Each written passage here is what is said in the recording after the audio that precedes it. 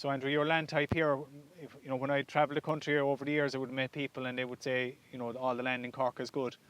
It's different here compared to Moore Park or whatever, isn't it? It's a completely different landscape here that you're dealing with. Yeah. It's like we spend a fortune in trying to improve our land there down through the years. It's crazy. There's a lot of ground here has to be reclaimed. It was heavy nature, a lot of rock broken. Like I think I was just saying there earlier on that there's probably drains in every single field in our farm here. Yeah. And that's costly. So we have to really work hard at growing grass here. Yes. And I suppose, when you have, heavier nature ground, it's a little bit slower in the start of the year. But we grow a lot of grass this time of the year. Yes. Towards the tail end of the year there. Right. Or maybe in a drought conditions there. But this drain here, you can just see the soil type here on the side. You've just a certain amount of topsoil, and it's. It's just grey. Then after that, yeah. you even have a bit of bog in it as well. Yeah. And maybe more so. Yeah. Further west, like. Yeah. But, and that drain is there for a reason, to take water away. Yeah. Yeah. Keep it right. And drains like that, you keep it open, or clean them, or we cleaned them there. I suppose, in fairness, I'd say, 99% of our drains are closed. Right. They're all underground. The reason why this is open is we just actually couldn't. We tried closing this, but it kept blocking up and kept blocking up. Okay. So we just gave up on it, and it's probably one of the. I'd say there's only about one or two more of those in the whole farm. Okay. Most, like I said, 99% of the drains in the farm are actually they're underground. They're closed off. Yeah. So yeah. And your land, as you were saying earlier, you've a central roadway, and your land is not that far. It doesn't go that far wide from the roadway till it meets the hedge, which has its advantages too. Yeah, it has its advantages because, we can, look, that's the bones ditch there, and that tree over there, and the other end is the bones ditch, so it's really narrow. Yeah. But it has great advantages there, because the paddocks are not that deep. Yes. They're a bit deeper over on the other side, all right, where you came in. Yes. Huge advantage there, definitely. But huge disadvantage then with the distance that they have to walk as well too. Yeah. So your surface, your road surface is good. You're travelling long distances. You need it right, don't you? We do, yeah. We spent a good few quid that a couple of years ago, and we see huge benefits there. Even from the end of my own farm to where the parlour is, they're after increasing by about 10 minutes to cow flow, like. Right. So due to what? Just due to good road surface. Yeah. And we made the turns a bit wider. We took a lot of the bins. I suppose the roadway before was a lot of twists and turns. Yeah.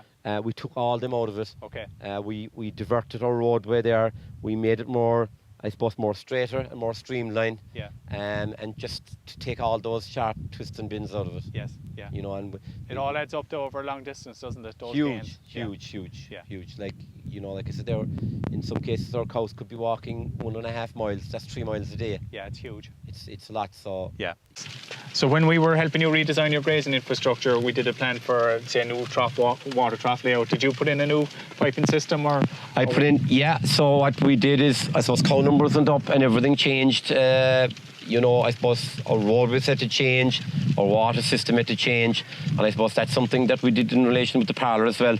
We took bigger pipes to the higher end of the farm because there was a pull up there. Yeah. And we took bigger pipes out to here, and we joined into our old pipe system, which was still big enough. But we just, I suppose, the first 200 or 300 yards, and to get that climb, we just put in bigger pipes there to get more flow.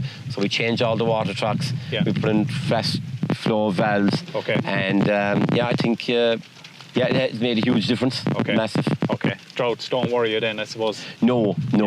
Plenty of water around this farm, so. Yeah. So you've lots of troughs on the farm, I see. Yeah. Lots of troughs and lots of gaps into paddocks, I suppose, is one of the key things. I suppose that's due to our the heavy nature of our ground here, really, to be honest. That you can't be going far to a trough, is it? Or? Exactly. Yeah. We try not to go very far to the troughs. And look, the cows never really, in the springtime there and the autumn, they never go out where they go in the morning. They always exit out of a different gap just to protect the ground. What we did is we actually put in a bigger pump. Yeah. So our plate cooler in the parlour is actually we've a double stage plate cooler in the parlour, which we find you can look at that later on. We find it fantastic. Our bulk tank is off when we finish milking. Okay. It brings the temperature down to 15 degrees. So in that double stage plate cooler, you have the well water and you have the gravity water from up the upper side of the farm. Yeah. And that the wastewater of that is being dumped into a header tank. Yeah. And that's being recycled. Okay. And it's doing two things. It's actually being pumped out to the farm, to the water trucks, but it's also being used to wash down the parlour. Okay. So, yeah. And we've tested the cow flow there, or the water flow in the trucks there, and it's more than adequate there. This is your Hansen fitting. Yeah. Yeah. Bottom entry. Yeah, look, I suppose the reason why you went for bottom entry, I know top entry, they said they give less trouble and that's it, but look, we went for a track that the cows, I know this track is different normally, they're in the middle of the field, but that we could get cows with a good access to there, and we just felt there maybe with the top one there that they might have less access to the track, but we're delighted with them. Yeah, like that valve compared to your old... God, there's no comparison. Old ball cocker disaster comparison, like, It's huge. Yeah. Absolutely huge, Yeah. Yeah, look, there's definitely, with the new plumbing system we put in, higher volume pump, there's definitely, I'd say 10 times more water coming in. Yeah. I think would at least, you know. The three key components of a water system is the pump, the pipe, and the valve. Probably. And the valve, yeah. You know, you could have a huge trough here if the pipe is wrong, and the pump is wrong. It's a waste of time. The cows will empty it.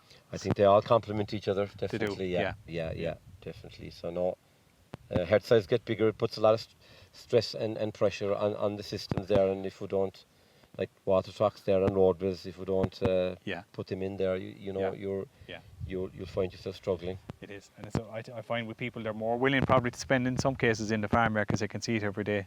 Grazing infrastructure slightly is harder for people to get their mind around it, but it does pay off. If you are in a grazing system, it's vital. Look, I suppose the number one thing in the farm really to drive profit and everything is the grass. Yeah. You know, and how you utilise it and how you manage it, and That's it. Yeah, that's it. So in your allocation of grass then, say throughout the year, are you doing 12-hour breaks, or are you into 24-hour paddocks, 36-hour paddocks, or what typically is the routine? I suppose the routine is there is when ground conditions and things are tough, the strip work goes up. Yeah. But once ground conditions are good, we'd have 3 milkings, I suppose, a day and a half. Yeah. So there is plenty of grass for the first 24 hours. Yes. And we'd squeeze them up then for the last. Yeah. So we don't believe in putting up strip bars. Yes. You know, and holding cows back every day. If done wrong, it can be very dangerous. Yeah, I think so, because, you know, fellas, they pull it this way rather than push it the other way. And I think if you want to get good production and good solids out of them there, you know, you can't have your cows hungry. No. You know, so.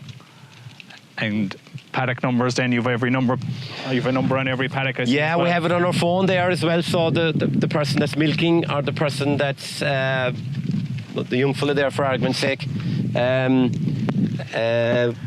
pulls out his phone, the app shows him whether he's measuring grass or whether he's walking, which paddock he's actually at. Yeah. So if we walk into that field, you look at your phone to say 15. Yeah. So we pass that on to whoever's here, and they can look at that. You know, at least, you know, if we tell them to turn the cows into paddock 16, you don't go over that evening and find them in a different paddock. There's no guesswork. And it's all about communication, isn't it? Definitely, when you're here with other people. Yeah, and the technology there that you have in your hand. You were saying gaps then, you utilise a lot of gaps. Along the roadway here, we'll see them as we walk down. You've lots of gaps on the road. Yes. You're not just going into the same... No, they'd probably go into the back of the paddock and they'd come out to the front of the paddock there. Yeah. It's not really important this time of the year. Yeah. But we even find there that, you know, when even for milking there, that if we open the gap at the back of the paddock, we don't have to come in. We don't actually have to follow the cows over and lock them in. Yeah. Because what it does is they go into the back of the paddock and they stay there. And they come to the forward. And they come to the forward So it's handy for that side of things too. Like. Yeah. Okay. Great. So we've nearly seen all the herd pass now. I don't think we've seen any cow that's lame, really, have we? There's, you know, they've they're all in good shape, feet-wise. Yeah, One or two maybe at the end, which you'll always have. There's always one slow, couple of girls. Yeah. So maybe finally on the roadway, so have you got your own stone on the farm? No, we got this from Sweeney's quarry there. Yeah. Yeah, we like the road surface there because it needs to be rolled again. We take the sides off of it every single year. Yeah. With a small little mini digger there because it can turn out like an eave chute there, like a funnel. Yes. So we try to keep the water off it there as much as possible. Yeah. We found Sweeney's quarry very good because the stone is flat. Right. We found some of the roadway mixes that we got in the past. It was like a dice. Okay. We just found that the Sweeney's quarries there, that if it's stone sticks up, for argument's sake, the likes of that. Yes. That it's a flat stone. Yes. It's not a dice stone. Yes. And it nearly has to lie flat. It nearly has to lie flat. Yeah. And look, we need to come along again now at the end of the year there and get a vibrating roller and just pack it in again there. Yeah. Yeah. So how often would you touch up a road like this? We didn't do it now last year, but we'll have to do it this year. So very soon now again we'll be coming along and we'll be taking cleaning the sides off the road with there just to keep the water off it. Right. I think that's the biggest issue with roadways there, is that the sides grow up there and you get a lot of rainfall and it just washes down Yes. from one end to the other. Yeah. Oh, very good.